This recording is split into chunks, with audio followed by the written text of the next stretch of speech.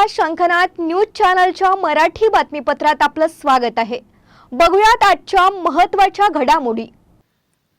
राज्यात मुख्यमंत्री लाडकी बहीण योजनेच्या संदर्भात विविध माहिती समोर येत असताना धुळे तालुक्यातील नकाने गावातील एका महिलेचा आणि तिच्या कुटुंबाचा या योजनेतून प्रामाणिकपणा समोर आला आहे।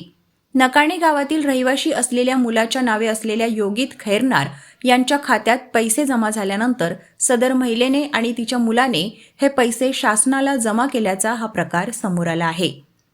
धुळे तालुक्यातील नकाणे गावातील रहिवाशी असणाऱ्या भिकूबाई प्रकाश खैरनार यांनी मुख्यमंत्री लाडकी बहीण योजनेसाठी आपला अर्ज केला। मात्र हा अर्ज भरल्यानंतर संबंधित अर्जासाठी आधार कार्ड जोडताना भिकूबाई यांचे आधार कार्ड ऐवजी चुकून त्यांच्या मुलाचे आधार कार्ड जोडले गेले होते। यामुळे काही दिवसातच त्यांच्या मुलाच्या नावे असलेल्या खात्यावर तब्बल 7,500 रुपये जमा झाले होते।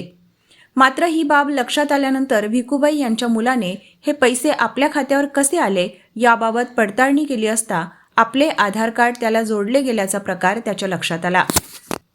याबाबत खैरनार कुटुंबियांनी जिल्हाधिकारी कार्यालय गाठत तात्काळ संबंधित विभागाच्या अधिकाऱ्यांशी संपर्क साधून हे पैसे परत करण्यासाठीची प्रक्रिया पूर्ण केली। संबंधित विभागाच्या अधिकाऱ्यांनी देखील याची तात्काळ दखल घेत त्यांच्याकडून कागदपत्रांची पूर्तता करून एका चलनाद्वारे खैरनार कुटुंबाला आलेले पैसे शासनाला जमा केले।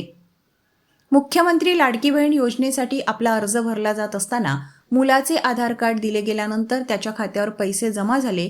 मात्र हे पैसे आपल्याला नको असे त्यांनी मला सांगितल्यानंतर आपण देखील हे पैसे परत करण्याबाबत सांगितले। त्यानंतर माझे आधार कार्ड जोडून लाडकी बहीण योजनेचा अर्ज भरल्यानंतर आता माझ्या खात्यावर पैसे जमा होण्यास सुरुवात झाली आहे, अशी प्रतिक्रिया भिकूबाई खैरनार यांनी यावेळी व्यक्त केली। अर्ज केला होता तर पैसे आले पण माझे काही पडले नाही। मी मुलाला चेक करायला लावले तर मुलाने बघितलं की आई माझं आधार कार्ड तुझ्याकडनं चुकीचं दिलं गेलं बुवा आणि मग तुझं राहिलं आणि माझं जुळलं गेलं।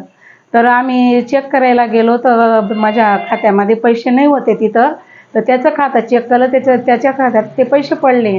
मग आम्ही लगेच बालविकासला गेलो, साहेबांना भेटलो, त्यांच्याशी बोललो। ते म्हणायचे की तुम्ही कलेक्टरकडे जा, एक अर्ज करा आणि ते काय सांगतात काही नाही मग आमच्याकडे या।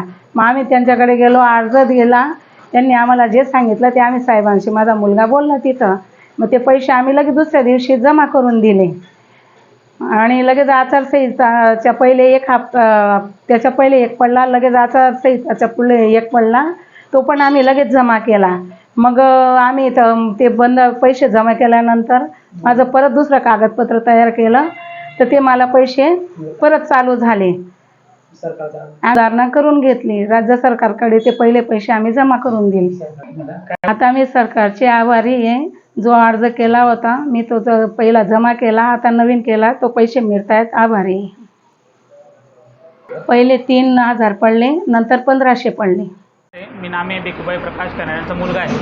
सदर योजनेची माहिती अशी होती, जेव्हा आम्ही आईचा फॉर्म भरला तेव्हा फॉर्म भरत असताना चुकून ते आधार कार्ड माझं दिलं गेलं आणि जेव्हा आधार कार्ड आम्ही फॉर्म सबमिट केला आणि जेव्हा सर्वांचे पैसे सारखे पडले तेव्हा आम्ही आईचे पैसे चेक करत असताना ती घटना लक्षात आली की पैसे नामे माझ्या नावाने जमा झाले।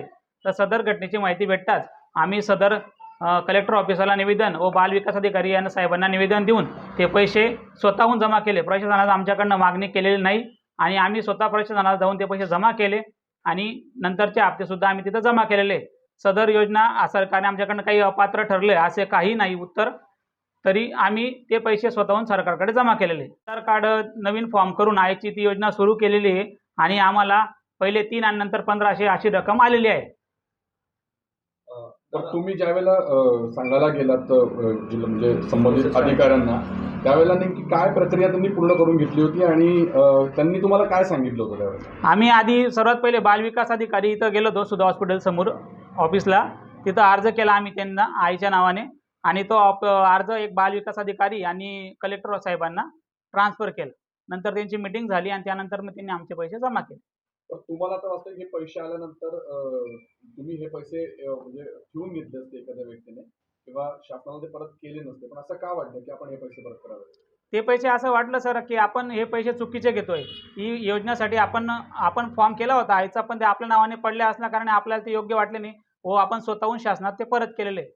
शासनाने आपल्याकडनं पैसे मागितलेले नाही. आपण आपल्याकडनं त्या फॉर्मची चुकीची माहिती भरली गेली, चुकीचे पैसे अकाउंटला पडल्यानंतर आपण ते स्वतः शासनाला जमा केले आणि आज यापुढे तो अर्ज क्रमांक पण बंद झालेला आहे. बाल विकास महिला अधिकारी साहेबांकडनं चलन घेतलं आम्ही आणि ते चलन आम्ही स्टेट बँक ऑफ इंडियाला भरलं. पुन्हा भेटूयात नवीन बातमीपत्रासह. तोवर नमस्कार.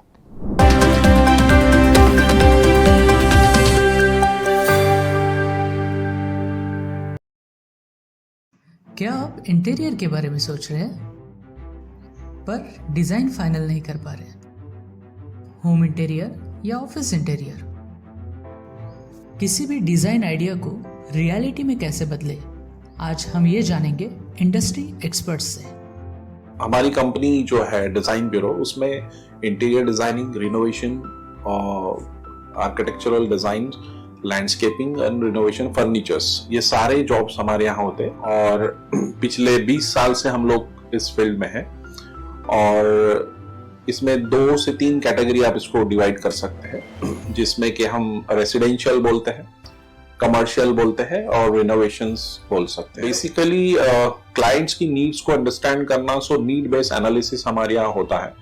सो क्लाइंट्स के लिए हम लोग परफेक्ट इसलिए हो जाते हैं या हम उनके लिए दोबारा या किसी क्लाइंट्स के लिए हम चौथी बार काम कर रहे हैं because of their confidence with us, कि वो हमारे ऊपर रिलाई करते हैं। हम लोग अमित यूनिवर्सिटी को पहले से ही जानते थे, तो उनको हमने बुला के उनको जो स्ट्रक्चर है, यहाँ पे ब्रिक्स वर्क चल रहा था तभी से उनको कांटेक्ट किया, उन्हीं को जगह दिखाई, उनको स्पेस डिजाइन करने के हिसाब से कांटेक्ट किया, उन्होंने डिजाइन बना के दिया काफी अच्छा।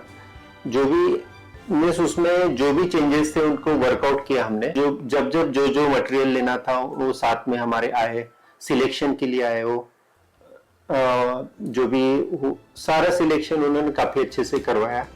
जो भी उसके बाद में जो एक्सपेक्ट था उससे ज्यादा बेटर ऑफिस उन्होंने बनवाया। बजट अगर आपका लिमिटेड है तो लिमिटेड बजट में भी आप एक अच्छा इंटीरियर कर सकते हैं, ये हमारा विश्वास है और हमारे क्लाइंट्स के लिए हम वही दे रहे हैं और उसी से हमारा क्लाइंटल बड़ा है। हर क्लाइंट की एक अलग स्टोरी होती है, उनका एक अलग रिक्वायरमेंट्स होता है। कई बार ये सारा मिस आउट हो जाता है, हम अपने डिज़ाइन उन पे लाते हैं, वो नहीं होना चाहिए। उनको क्या चाहिए वो हम डिलीवर कर सकते हैं, बस वो उनके बारे में हमको समझना पड़ेगा। तो हमारे इसमें हम एक ही बोलते हैं कि ड्रीम कम्स ट्रू। आप ड्रीम देख रहे हो, हम उनको फुलफिल करेंगे, वो हमारी रिस्पॉन्सिबिलिटी है।